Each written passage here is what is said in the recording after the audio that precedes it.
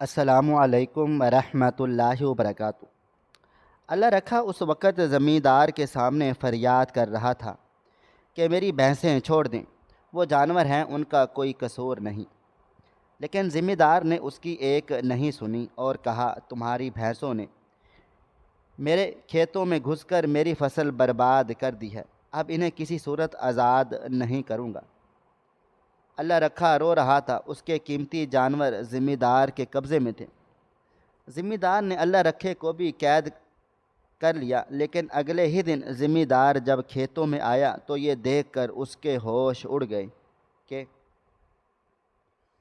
اللہ رکھا مسلسل ادھر سے ادھر بے چینی کے عالم میں ٹہل رہا تھا۔ وہ کل رات سے بہت زیادہ پریشان تھا۔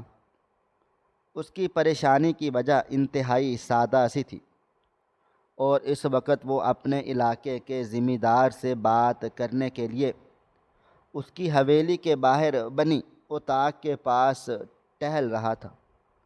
وہ بار بار رک کر آس پاس دیکھتا کہ کہیں کوئی دکھائی دیتا تو اسے اندر جانے کی اجازت طلب کریں۔ تھک ہار کر وہ وہیں درخت کے پاس ہی بیٹھ گیا تھا۔ اس کی پیشانی پر پسینے کے قطرے نمایاں تھے۔ سخت دھوپ کا عالم تھا، لیکن اس وقت اسے سب کچھ بھولے ہوا تھا۔ اسے ایک ہی پریشانی لاحق تھی کہ ذمہ دار کا کیا جواب ہوگا، کیا وہ اسے اس کے جانور واپس کر دیں گے جو کل دن کے وقت انجانے میں ذمہ دار کے کھیتوں میں گھس کر تباہی مچا آئے تھے۔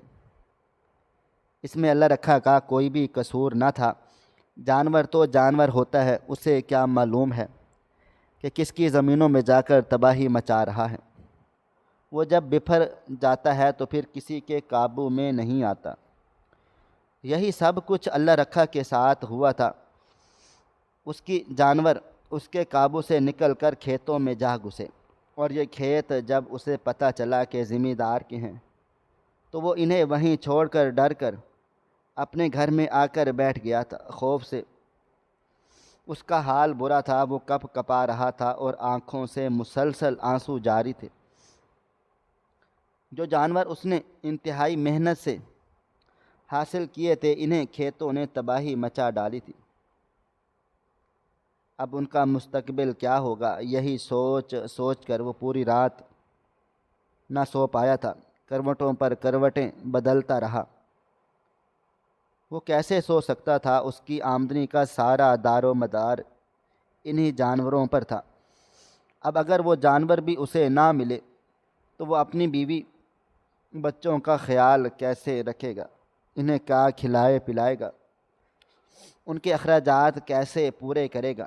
ان جانوروں کو حاصل کرنے کے لیے پیچھے بھی ایک بہت بڑی کہانی کار فرما تھی۔ چنانچہ اگلی صبح ہوتے ہی اس نے سوچ لیا کہ وہ ذمہ دار سے معافی مانگ لے گا اور اپنے جانور وصول کر لے گا۔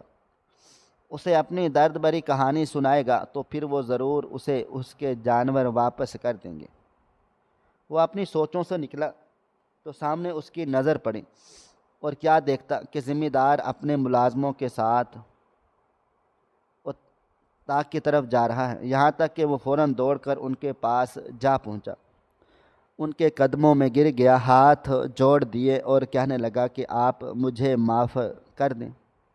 جانور تو جانور ہوتے ہیں، انہیں کیا پتہ کہ کس کی زمین ہے، لیکن پھر بھی میں اپنے جانوروں کی غلطی کا اعتراف کرتا ہوں اور آپ سے التجا کرتا ہوں کہ آپ مجھ پر مہربانی اور رحم فرما کر میرے جانور واپس کر دیں۔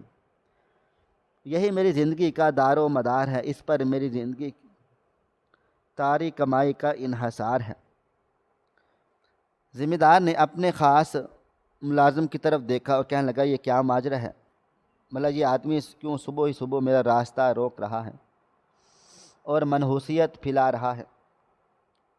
ذمہ دار اس علاقے کا اثر و رسوخ رکھنے والا شخص تھا، اور اس کے غرور و تکبر کے قصے جگہ جگہ سنائی دیتے تھے، یہاں تک کہ وہ کسی کو منہ لگانا بھی پسند نہ کرتا تھا۔ بات سننا تو بہت دور کی، وہ کسی کی شکل دیکھنا بھی گوارا نہ کرتا تھا۔ جب تک اسے کوئی خاص کام نہ ہوتا اس وقت تک اس نے انتہائی ناگواری سے اپنے ملازم سے پوچھا، یہ غریب آدمی کون ہے اور کیوں اس وقت صبح صبح میرے پاؤں میں بیٹھ کر معافی مانگ کر ماحول کو بھی خراب کر رہا ہے اور میرا دل و دماغ بھی الجھا رہا ہے۔ ذمہ دار کے چہرے پر غصے کے نمایاں آثار نظر آنے لگے تو اللہ رکھا سہم گیا اور مزید گرے اور ظاہری کرنے لگا، لیکن ذمہ داری نے اسے ہاتھ اٹھا کر اسے خاموش کروا دیا اور ملازم سے کہا، اصل بات بتاؤ، اور وہیں چارپائی پر ڈیرے جما لیے۔ ملازم نے کڑے تیوروں سے پہلے اللہ رکھا کی طرف دیکھا جو آنکھوں میں آنسو لیے التجائیں کر رہا تھا اور اپنے جانوروں کو چھڑانے کے لیے سر دھڑ کی بازی لگانے کی کوشش کر رہا تھا۔ اس ملازم نے مرچ مسالہ لگا کر ذمہ دار کو بتانا شروع کر دیا کہ آقا صحیح، آپ کو یاد ہے آپ نے کچھ عرصہ پہلے خاص قسم کے بیج منگوا کر فصل تیار کرنے کا کہا تھا۔ فصل پک کر تیار ہو چکی تھی اور اس کی کٹائی کا کام شروع ہونے والا تھا کہ اس کے جانور دن کی روشنی میں بھاگتے دوڑتے ہمارے کھیتوں میں گھس گئے اور بڑی حد تک تباہی مچا دی ہے۔ یہ اس وقت وہی موجود تھا، اس نے اپنے جانوروں کو روکا بھی نہیں اور اس کے ہاتھ سے بے قابو ہو کر ہمارے کھیتوں میں گھس گئے، جس کی بنا پر انہوں نے بڑی تعداد میں تباہی مچا ڈالی ہے اور آدھی سے زیادہ فصل تباہ و برباد ہو چکی ہے۔ میں نے جب یہ دیکھا کہ آپ کی محنت کی کمائی اس طرح سے برباد ہو رہی ہے اور یہ چپ چاپ تماشا دیکھ رہا ہے تو میں نے اسے تھپڑ رسید کیا اور اس کے سارے جانور اپنے پاس رکھ لیے سزا کے طور پر۔ یہ سنتے ہی ذمہ دار کا پارا ہائی ہونے لگا۔ اس نے اللہ رکھا کو گریبان سے پکڑ کر کھڑا کیا اور لگاتار تھپڑ رسید کیے یہاں تک کہ وہ بیچارہ غریب آدمی دور جا گرا۔ ذمہ دار آگے بڑھا اور وہ اللہ رکھا کے پاؤں اپنے پیروں سے کچل کر کہنے لگا، بہت شوق ہے نا تمہیں جانور پالنے کا، اب میں تمہیں بتاتا ہوں کہ ان کو قابو میں کس طرح سے رکھا جاتا ہے۔ یہ کہتے ہی اس نے اپنے پورے جسم کا زور اپنے پاؤں پر دینا شروع کر دیا یہاں تک کہ وہ اللہ رکھا پر چڑھ کر انہیں دبانے لگا۔ اللہ رکھا کی چیخیں بلند ہوئی، اس کی ہڈیوں میں چٹکنے کی آوازیں آ رہی تھیں اور وہ درد سے بلبلانے لگا۔ اس کی چیخیں بلند ہونے لگیں یہاں تک کہ اس کا چہرہ درد کی شدت سے لال سرخ ہو گیا اور آنکھوں سے آنسو بہہ کر ذمہ دار کے پاؤں پر گرنے لگے، یہاں تک کہ غریب آدمی نے کہہ دیا، مجھے جانور نہیں چاہیے، آپ رکھ لیں، لیکن میں یہ ظلم مزید برداشت نہیں کر سکتا، مجھے بہت تکلیف ہو رہی ہے، خدا کے لیے آپ میرے ہاتھوں سے ہٹ جائیں۔ تب ذمہ دار نے اپنے خاص ملازم کو بلایا اور کہنے لگا کہ اس کی زبان بہت چلتی ہے، چنانچہ میں نے اپنا کام کر دیا ہے، باقی کا تمہارا سپرد ہے، اس کی زبان کی بھی ٹھکائی کرو تاکہ پتہ چل جائے کہ ذمہ داروں سے بات کرنے کے کیا کیا آداب ہوتے ہیں۔ میں نے تو اسے یہ سبق سکھا دیا ہے کہ جانوروں کو کس طرح سے قید کیا جاتا ہے۔ یہ کہتے ہی ذمہ دار نے جیسے ہی اپنے پاؤں جو چپلوں میں مقید تھے اور انتہائی نوکیلی چپل پہنی ہوئی تھی، جیسے ہی پاؤں ہٹائے تو وہاں موجود لوگوں نے یہ دیکھ کر اپنے دانتوں تلے انگلیاں دبا لیں کہ اس کے دونوں ہاتھ بری طرح سے زخمی ہو چکے تھے اور ان سے خون رس رہا تھا۔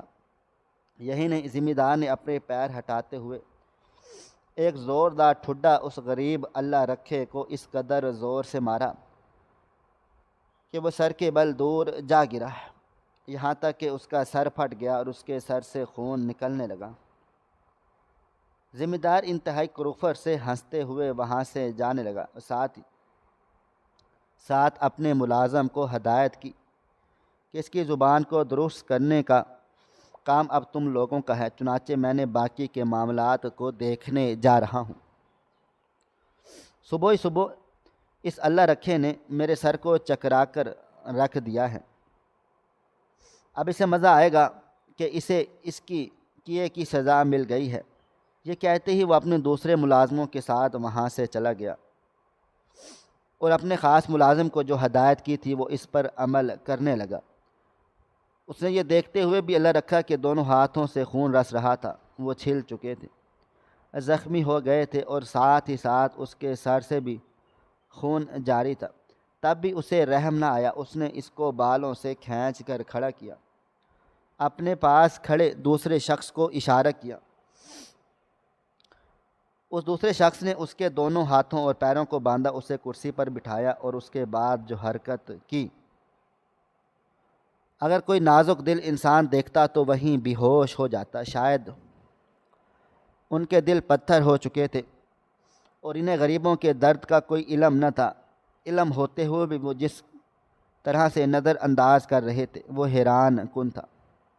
یہ لوگ تو خود وڈیرے اور ذمہ داروں کے پابند تھے۔ اس نے ایک دم سے اللہ رکھا کا جبڑا اپنے ہاتھوں میں لیا اور اس کی زبان باہر نکال کر بری طرح سے مروڑ دی۔ اللہ رکھے کی چیخ سنائی دی اور پورے گاؤں نے دیکھا کہ ایک شخص پر ظلم کی انتہا کر دی گئی تھی اور وہ بے بس اور مجبور وہیں بیٹھا اپنی قسمت پر رو رہا تھا۔ ذمہ دار کی ہدایت پر اس کے ملازم خاص نے نہ صرف یہی حرکت نہیں کی بلکہ لوہے کا ایک بڑا سا ٹکڑا لکڑیوں کو جلا کر سخت گرم کیا۔ اللہ رکھا نے یہ دیکھا تو رو رو کر معافی مانگنے لگا اور کہنے لگا، مجھے معاف کر دو، مجھے جانور نہیں چاہیے، مجھے جانے دو، میرے بچے چھوٹے ہیں، مجھے ان کی فکر ہے، بس مجھے معاف کر دو، مجھ سے غلطی ہو گئی، میں آئندہ کبھی یہاں نہیں آؤں گا، میں اپنے جانوروں پر فاتحہ پڑھ لوں گا، مجھے جانے دو۔ اس کی دردناک چیخیں اور درد سے بھرپور گریہ زاری نے پورے گاؤں کے لوگ جمع ہو گئے اور ان کی آنکھوں سے آنسو بہتے ان تمام لوگوں نے کی آنکھوں میں آنسو لے آئے، یہاں تک کہ اس ملازم کے خاص کو رحم نہ آیا اور وہ جلاد ذمہ دار کے ساتھ رہ کر ان کی صحبت میں پڑھ کر ان کے جیسا ہو چکا تھا، اور اس کے دل نے رحم کا ایک جھٹکا بھی نہ لگایا، یہاں تک کہ اللہ رکھا کی تمام باتوں کو اپنے پیروں تلے کچل کر اس نے وہ گرم لوہا ایک بار پھر سے اس کا جبڑا پکڑ کر اس کی زبان پر رکھ دیا۔ اللہ رکھا درد سے بلبلا اٹھا، وہ اپنی پوری جان سے کانپ گیا، اس کے بعد پیر لرزنے لگے اور وہ وہیں گر پر بے ہوش ہو گیا۔ درد کی شدت وہ برداشت نہ کر سکا، یہاں تک کہ اس کی زبان اس کے منہ سے باہر ہی لٹکتی رہ گئی، جس پر ایک بہت بڑا زخم بن چکا تھا۔ وہ ملازم خاص کا عنایت کردہ تھا جس نے اسے لوہے کے گرم راڈ سے ٹکڑے سے داغا، وہ بھی زبان جیسے نرم اعضاء پہ۔ یہ ظلم دیکھتے ہی وہاں موجود تمام لوگوں نے اپنے منہ پر ہاتھ رکھ لیا اور فوراً سے اپنے کاموں کو چلے گئے کہ کہیں اگلی باری ان کی نہ ہو جائے۔ ذمہ دار کے ظلم اس قدر گاؤں میں مشہور تھے کہ انہیں ہر روز ایک نیا ظلم دیکھنے کو ملتا تھا، لیکن ذمہ دار یہ بات بھول چکا تھا کہ اللہ تعالیٰ کی لاٹھی بے آواز ہوتی ہے اور اللہ کے غضب کو جوش آتا ہے تب انسان کہیں کا بھی نہیں رہتا۔ اللہ رکھا کہ گھر والوں کو پتہ چلا تو کہ اس کا بوڑھا والد اسے اس کی جگہ سے لینے آیا جہاں وہ بے ہوش تھا۔ اس کی حالت دیکھ کر وہ بوڑھے کے ہاتھ پیر کانپنے لگے۔ اس نے اپنے جوان بیٹے کو گود میں اٹھایا اور وہاں سے گھر لے آیا۔ زبان کی حالت دیکھ کر اس کے ننھے بچے بھی رو پڑے کہ ہمارے بابا سائیں کو کیا ہو گیا، کیا انہیں کسی جانور نے کاٹ لیا ہے؟ لیکن ان کے والدین، ان کے دادا دادی انہیں کیا بتاتے کہ انہیں کسی جانور نے نہیں بلکہ انسان نے ڈس لیا ہے، اور وہ انسان کا ڈسا تو جانور کے ڈسے سے بھی زیادہ خطرناک اور زہریلا ہوتا ہے۔ اللہ رکھا ایک انتہائی غریب نوجوان تھا۔ اس کے بوڑھے والد اب اس قابل نہ رہے تھے کہ وہ مزید ذمہ دار کے کھیتوں میں کام کر سکے، چنانچہ اس نے غربت سے نکلنے کا فیصلہ کیا اور اپنے والد سے کہا کہ میں ہمارے گھرانے کے لیے ایک ایسا راستہ کھولوں گا کہ غربت ہم سے کوسوں دور بھاگے گی۔ میں محنت کرنا جانتا ہوں اور محنت مشقت کر کے انسان اپنے حالات کو بدل سکتا ہے، چنانچہ اب میں مزید غربت کے دن نہ آپ کو دیکھنے دوں گا، نہ اپنے بیوی بچوں کو اس سے گزرنے دوں گا۔ اللہ رکھا کی شادی کم عمری میں ہی اس کے والدین نے کر دی تھی اور اس کے 2 چھوٹے چھوٹے بچے تھے۔ بوڑھے والد صاحب کے ساتھ وہ پھر ذمہ داروں کے کھیتوں میں کام کرنے جاتا، لیکن آمدنی اتنی نہ ہوتی کہ ذمہ دار اپنے کمی کمائن لوگوں کو حق نہیں دیتا، بلکہ دن رات کھیتوں میں لگاتار کام کرنے کے بعد مہینے کے 500 یا 1000 پکڑا دیتا، اور ان پیسوں میں ان کا گزارا انتہائی مشکل ہوتا۔ یہاں تک کہ ذمہ دار نے اپنے کمی کمائن کو اناج دینے سے بھی انکار کر دیا تھا، جس کی وجہ سے انہیں گزارا کرنے میں بہت مشکل پیش آ رہی تھی۔ یہی وجہ تھی کہ اس نے اپنے حالات کو بدلنے کا سوچا۔ سب سے پہلے اس نے اپنے بوڑھے والد کو کام سے چھڑوایا، خود کام جاری رکھا اور حکومت کی اسکیم کے مطابق قرضہ لیا، لیکن اس کی غربت کو دیکھتے ہوئے وہاں اسے قرضہ نہ مل سکا۔ یہ دیکھتے ہی ایک بنیے سے قرضہ لیا جو کل ملا کر 15 لاکھ کی رقم تھی۔ اس بنیے سے وعدہ کر لیا کہ وہ اپنا کاروبار کھول رہا ہے اور اس کاروبار میں جتنا نفع ہوگا وہ پورے 1 سال سے اس نفع میں اسے بھی شریک بنائے گا۔ چنانچہ اس بنیا نے اس شرط پر اسے قرضہ دے دیا اور اس کی راہیں آسان ہو گئی تھی۔ اس نے اس قرضے سے بھینسیں خریدی تھی جو کہ 7 کے قریب تھیں، اور ویسے بھی جانوروں کو سنبھالنے کا کام وہ اچھی طرح سے جانتا تھا۔ چنانچہ اس نے سوچ لیا تھا کہ ان بھینسوں کے دودھ سے وہ دودھ کا کاروبار کرے گا اور اس سے ملنے والا منافع وہ بنیے کو دے گا تاکہ اس کا قرض اتر جائے۔ اس کے کاروبار کا یہ انداز اس کے والد صاحب کو بہت زیادہ بھا گیا اور انہوں نے شاباش دی، اس کا حوصلہ بڑھا دیا اور کہنے لگے، اب تمہیں ذمہ دار کے ہاں بھی کام چھوڑ دینا چاہیے تاکہ تم مکمل طور پر جانوروں پر توجہ دے سکو اور ان کی دیکھ بھال کر کے اچھا خاصا پیسہ کما کر قرضہ بھی اتارو۔ شروع میں اسے بہت سی مشکلات کا سامنا کرنا پڑا، لیکن اللہ رکھا نے ہمت نہ ہاری اور اپنے کام کو جاری و ساری رکھا۔ جانوروں کو اچھی طرح خیال رکھنے، انہیں بیماریوں سے بچانے، حفاظتی انجیکشن لگوانے کے بعد دودھ کی مقدار بڑھنے لگی تو وہ خوش ہو گیا، اللہ تعالیٰ کا شکر ادا کیا اور بسم اللہ کر کے اپنے کاروبار کی ابتدا کر دی۔ وہ گاؤں کے تمام گھروں میں دودھ سپلائی کرنے لگا، یہاں تک کہ اسے شروع کیے 3 سے 4 مہینے میں بہت اچھا منافع ملا، اور اس منافع سے اس نے آدھا بنیوں کو دیا، لیکن قرض پہ سود بھی شامل تھا۔ وہ بنیے سے کہنا چاہتا تھا کہ اسے اپنے کاروبار میں شریک بنا کر مسلسل منافع دیتا رہے گا اگر وہ اس کا سود معاف کر دے، لیکن بنیے کا تو یہی کاروبار تھا، وہ بھلا سود کو کیسے معاف کر سکتا تھا؟ اس لیے اس نے سود کو کم کر دیا لیکن معاف نہ کیا۔ اب معاملہ یہ ہو رہا تھا کہ جو بھی آمدنی ہوتی اس میں سے وہ بنیا کا منافع الگ کر کے رکھ لیتا، لیکن قرض وہیں جوں کا توں پڑا تھا اور سودا ادا ہو رہا تھا، اور وہ اب اسی دن رات کشمکش اور پریشانی میں تھا کہ کب اسے سود سے چھٹکارا ملے اور وہ منافع اپنے قرض کی مد میں دے، لیکن ایسا نہیں ہو سکتا۔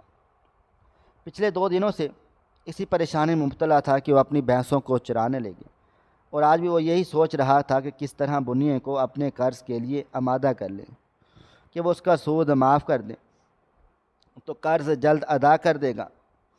اسی سوچ میں مگن تھا کہ جانور اس کی حدود سے نکل گئے۔ ہوش تب آیا جب اپنی آنکھوں سے بھیانک منظر دیکھا۔ یہ وہ منظر تھا کہ اس کے جانور زمیندار کے بڑے بڑے اور وسیع و عریض کھیتوں میں گھس گئے، جہاں وہ کچھ مہینوں پہلے کام کیا کرتا تھا۔ اس کی کل 7 میں سے 4 بھینسیں وہاں پہنچ چکی، 1 بھینس بیمار تھی اور 2 بچہ پیدا کرنے والی تھی، اس لیے وہ انہیں ساتھ نہیں لایا، لیکن یہ 4 بھینسیں جو اس وقت ان کے ساتھ، ان کی مالیت ان تینوں بھینسوں سے کئی گنا زیادہ تھی اور حجم کے لحاظ سے بھی کافی بڑی تھی، لیکن انہوں نے یہ کیا کر دیا، اس کا دھیان ذرا سا ہٹا تو وہ کھیتوں میں گھس گئیں اور تباہی مچانے لگیں۔ اس سے پہلے کہ اللہ رکھا بھاگ کر انہیں کھیتوں سے آزاد کرتا، ذمہ دار کے ملازم خاص میں یہ تمام جانور دیکھ لیے اور اللہ رکھا کو کہہ دیا جب تک ذمہ دار کا حکم نہیں ہوگا وہ یہ جانور اسے واپس نہیں کرے گا، کیونکہ اس کے جانوروں نے کھیتوں میں گھس کر بہت بڑی تعداد میں تباہی مچا ڈالی ہے۔ اور اب اللہ رکھا پر ایک نئی مصیبت ٹوٹ پڑی تھی، وہ پہلے ہی پریشانی میں مبتلا تھا۔ کاروبار تو اچھا خاصا چل رہا تھا، لیکن قرض کی پریشانی نے اسے ہر چیز سے بیگانہ کر ڈالا تھا، اور اب یہ نئی مصیبت آن پڑی تھی۔ وہ کیا کرتا ہے؟ اسے کچھ سمجھ نہ آیا، یہاں تک کہ وہ ذمہ دار کے ظلم کے قصے سن کر ہی ڈر گیا تھا اور فوراً سے بھاگ کر اپنے گھر آ گیا۔ ساری رات اس نے بے چین ہو کر گزار ڈالی تھی، لیکن اگلے دن اس نے خود میں ہمت پیدا کی اور سوچ لیا کہ ذمہ دار کو اپنے الفاظوں سے معافی مانگ کر راضی کر لے گا اور وہ اس کے جانور واپس کر دے، کیونکہ اس کے اپنے جانور بھی نہیں تھے، ایک قرض کے جانور تھے جسے واپس چکانا بھی تھا۔ اللہ رکھا سمجھا کہ شاید ذمہ دار کو اس پر رحم آ جائے گا، لیکن وہ یہ بھول چکا تھا کہ ذمہ دار فرعون کی صورت میں زمین پر موجود ہے، اور بنی اسرائیل کی طرح وہ بھی لوگوں پر اسی طرح کے ظلم کرتا ہے کہ لوگ کسی مسیحا کی تلاش میں ہیں۔ ذمہ دار نے اس پر بھی ظلم کے پہاڑ توڑ ڈالے اور اسے شدید تشدد کا نشانہ بنایا، یہاں تک کہ وہ بری طرح سے زخمی ہو گیا۔ ساتھ ہی ساتھ ذمہ دار نے ملازم خاص کے ذریعے اس کی زبان پر بھی لوہے کے داغ دیے، جس سے وہ بے ہوش ہو کر گر پڑا۔ اللہ رکھا کا باپ اسے گھر لے آیا، حکیم کو بلا کر اس کا علاج کروانے لگا۔ یہ لوگ بری طرح سے قرضے میں پھنس گئے تھے، اب آج کل ان کی کن آمدنی بنا ہونے کے برابر تھی۔ ایسے میں ان کے بوڑھے کو اپنی شدید بے بسی کا احساس ہوا اور اسے پریشانی میں مبتلا تھا کہ ان کے گھر کے باہر ان کی بھینسوں کی آواز آنے لگی، لیکن ان کی آواز میں بے حد درد تھا۔ وہ جیسے وہاں پہنچے تو حیران و پریشان رہ گئے، بھلے کہ دکھ سے وہیں بیٹھتے چلے گئے کہ ان کی بھینسوں کو واپس تو کر دیا گیا، لیکن جس حالت میں واپس کیا گیا وہ انتہائی ناقابل بیان تھا۔ ذمہ دار نے اللہ رکھا پر ظلم و تشدد تو کیا، لیکن ساتھ ہی ساتھ اس کے جانور اسے جس حالت میں پہنچائے گئے وہ دیکھ کر کسی پتھر دل انسان کا دل بھی نرم ہو جائے۔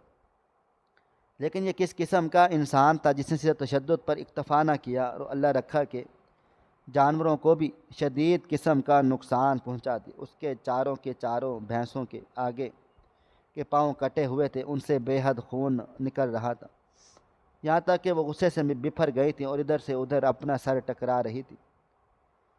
درد کی شدت سے وہ چلا رہی تھی۔ اللہ رکھا بھی لنگڑا کر باہر آتے ہوئے جب یہ دیکھا تو اس کے ہوش اڑ گئے اور وہ وہیں بیٹھ کر اس شدت سے رویا تھا کہ گاؤں کے تمام لوگ جمع ہو کر اسے تسلی دینے لگے، لیکن اب وہ بری طرح سے برباد ہو چکا۔ ایک تو اس کا قرضہ بھی وہیں جوں کا توں موجود تھا، 4 مہینے جو سکون ملا وہ اب دکھ کی گہرائیوں میں بدل چکا تھا، اور وہ پھر اس کے جانور بھی عیبدار بنا دیے گئے، یہاں تک کہ جانوروں کو بھی شدید اذیت دی گئی، ان کے پیروں کو کاٹ دیا گیا کہ کسی قابل نہ رہے۔ اللہ رکھا کی تو زندگی برباد ہو گئی۔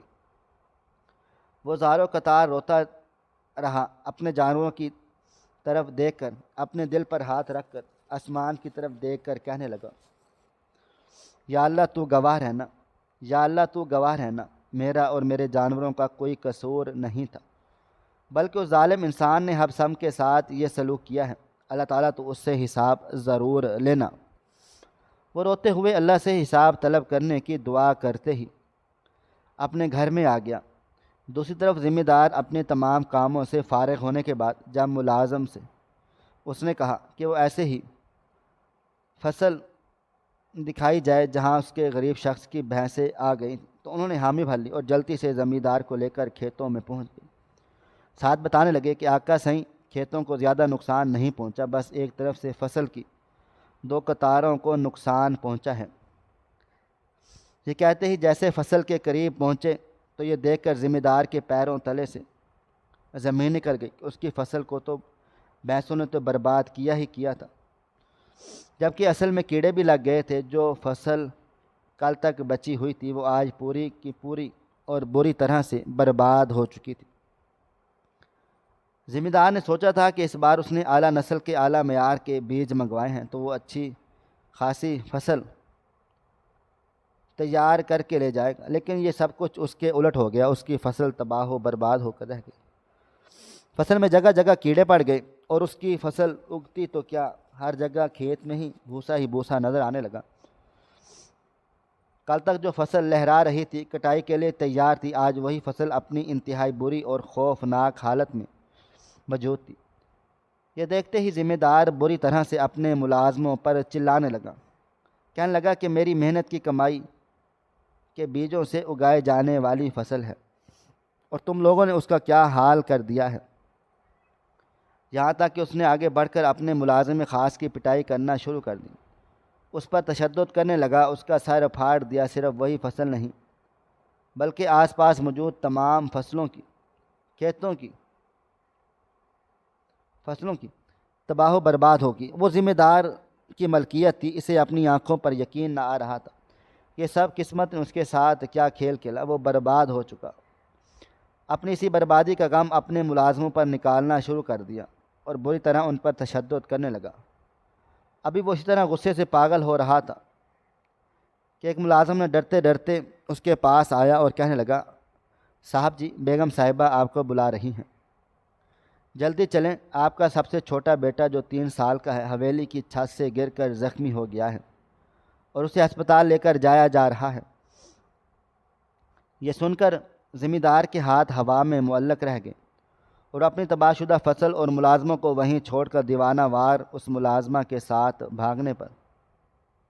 کہنے پر اس کے ساتھ بھاگنے لگا، جہاں تک کہ اس کی حویلی واقع تھی۔ یہاں تک وہ ننگے پاؤں دوڑتا رہا، بالکل بھی ذمہ دار نہیں لگ رہا تھا بلکہ کوئی پاگل شخص لگ رہا تھا جو اپنی قیمتی متاع چھن جانے کے خوف سے پاگل ہو چکا تھا۔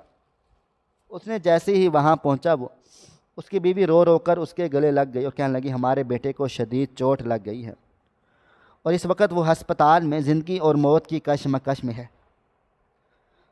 سر میں خون جم گیا ہے اور سر کی ہڈی میں فریکچر ہو گیا ہے۔ یہ سنتے ہی وہ ٹھنڈے فرش پر بیٹھتا چلا گیا۔ خود بخود مشینی انداز میں اس کے ہاتھ دعا کے لیے اٹھ گئے، لیکن اس کی زبان اس کا ساتھ نہ دے رہی تھی۔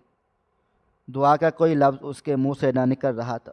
جیسے ہی اس نے آنکھیں بند کی تو تشدد کا وہ منظر اس کی آنکھوں کے سامنے گھوم گیا جو اللہ رکھا پر کیا گیا۔ اس کے ہاتھوں پر اپنے جوتوں سمیت چڑھ گیا، یہاں تک کہ اپنے ملازم کو اس کی زبان داغنے کا حکم بھی صادر کیا، اور صرف یہیں پر نہیں بس کیا بلکہ اس کی بھینسوں کی چاروں بھینسوں کے پاؤں کاٹ کر اسے واپس ان کے گھر بھجوا دیا۔ اور آج اس نے اپنے ملازموں پر تشدد کی انتہا کر دی۔ اس نے گھبرا کر اپنی آنکھیں کھولی، آنسو بھی جیسے اس کی آنکھوں میں جم گئے۔ اس کے عذاب رونے سے انکاری تھے اور وہ بالکل مشینی انداز میں اٹھا، اپنے ملازم سے پوچھنے لگا، اللہ رکھا کا گھر کہاں پر ہے؟ مجھے اس کی بد دعا لگ گئی ہے، مجھے جا کر اس سے معافی مانگنی ہے، میں اس سے معافی مانگوں گا تو سب کچھ ٹھیک ٹھاک ہو جائے گا۔ وہ پاگلوں کی طرح جھنجھوڑ کر اپنے ملازم سے اللہ رکھا کا پتہ پوچھنے لگا۔ ملازم نے اس کا ہاتھ پکڑا اور اسے وہاں لے جانے لگا۔ وہ دیوانہ وار دروازے پر دستک دے کر اندر آیا، اللہ رکھا کے قدموں میں گر گیا، کہنے لگا، مجھے معاف کر دو، میں نے تمہارے ساتھ بہت ظلم کیا، یہاں تک کہ تمہاری بھینسوں کے پاؤں کاٹ دیے، مجھے معاف کر دو، میرے بیٹے کی زندگی کا سوال ہے، مجھے احساس ہو گیا ہے، یہ سب کچھ اسی کی ہوا ہے۔ اللہ مجھے سبق سکھانا چاہتے ہیں اور بتانا چاہتے ہیں کہ اس کی لاٹھی بے آواز ہے۔ دعا کے لیے ہاتھ اٹھاتا ہوں تو تم پر کیے گئے تشدد کا سارا منظر میری آنکھوں کے سامنے دوڑ جاتا ہے اور میں سمجھ گیا کہ سب کچھ کیوں ہوا ہے میرے ساتھ۔ میں نہیں جانتا کہ میرے کیے کی سزا میرے بیٹے کو مل جائے۔ میں تم سے معافی مانگتا ہوں۔ اللہ رکھا نے اس کی طرف دیکھا اور کہنے لگا، معافی مانگنے سے نہ میری زبان پہلے کی درست حالت میں واپس آ جائے گی اور میری بھینسیں جو دوسرے دن ہی درد کی شدت اور خون سے بل بلا کر مر گئی تھیں، مجھ پر قرضہ بے حد ہے، یہاں تک کہ آپ نے میری ساری زندگی اس ایک دن میں برباد کر دی جس کا خواب میں لے کر اپنی آنکھوں میں گھوم پھر رہا تھا۔ یہ کہتے ہوئے اللہ رکھا کی زبان ہکلا رہی تھی کہ اس پر ذمہ دار کے تشدد کا نمایاں نشان موجود تھا۔ ذمہ دار نے اسی وقت حکم دیا کہ اس کا قرضہ اتار دیا جائے۔ اللہ رکھا نے کچھ نہ کہا، بس خاموش نظروں سے اسے دیکھ کر کہا کہ اب آپ جو بھی کچھ کر لیں جو کچھ آپ کر چکے ہیں وہ واپس نہیں آ سکتا۔ آپ میرا قرض چکانا چاہتے ہیں اور آپ کو قرض چکانا بھی چاہیے کہ سب کچھ آپ کی وجہ سے ہوا ہے۔ آپ مجھ پر کوئی احسان نہیں کر رہے، لیکن میں پھر بھی دعا دیتا ہوں کہ آپ کے کیے کی سزا واقعی آپ کے بیٹے کو نہیں ملنی چاہیے، اسے زندگی مل جائے۔ یہ سنتے ہی ذمہ دار سمجھ گیا اب اللہ رکھا مزید اس سے بات نہیں کرنا چاہتا۔ وہ الٹے قدموں واپس لوٹ آیا اور وہاں جا کر جو خبر اس کی منتظر تھی اس نے مکمل طور پر توڑ کر رکھ ڈالا کہ اس کا بیٹا اس دنیا میں آخری سانسیں لے کر ہمیشہ ہمیشہ کے لیے جا چکا تھا۔ اور تب ذمہ دار کو احساس ہوا کہ بعض دفعہ خود کی غلطیوں کی سزا جان سے پیارے لوگوں کو بھگتنی پڑتی ہیں۔ ذمہ دار کے ظلم و ستم کا شکار لوگوں کی بد دعا سے اسے کچھ فرق نہ پڑا، لیکن اس کا لخت جگر اس دنیا سے رخصت ہو گیا۔ اس دن کے بعد سے ذمہ دار اپنی ذہنی حالت کھو بیٹھا اور آج تک گلیوں میں پاگل بنا گھومتا رہتا ہے اور اپنے بیٹے کو آوازیں دیتا ہے اور ہاتھ اٹھا کر سب سے معافیاں مانگتا رہتا ہے کہ مجھے بھی معاف کر دو۔ ذمہ دار پورے گاؤں کے لیے عبرت کا نشان بن چکا ہے اور یہ باور کرا دیا گیا ہے کہ اللہ کی لاٹھی تو ویسے ہی بے آواز ہوتی ہے، لیکن جب اس کی پکڑ ہوتی ہے تو انسان سانس بھی نہیں لے پاتا اور عبرت کا نشان بن جاتا ہے۔ ہماری آج کی یہ کہانی آپ کو کیسی لگی؟ کومنٹ باکس میں اپنی رائے کا اظہار ضرور کریں، اور مزید اس طرح کی سبق آموز کہانیاں سننے کے لیے ہماری ویڈیوز کو لائک کریں، شیئر کریں اور ہمارے چینل کو سبسکرائب کر لیں۔ شکریہ۔ اللہ حافظ۔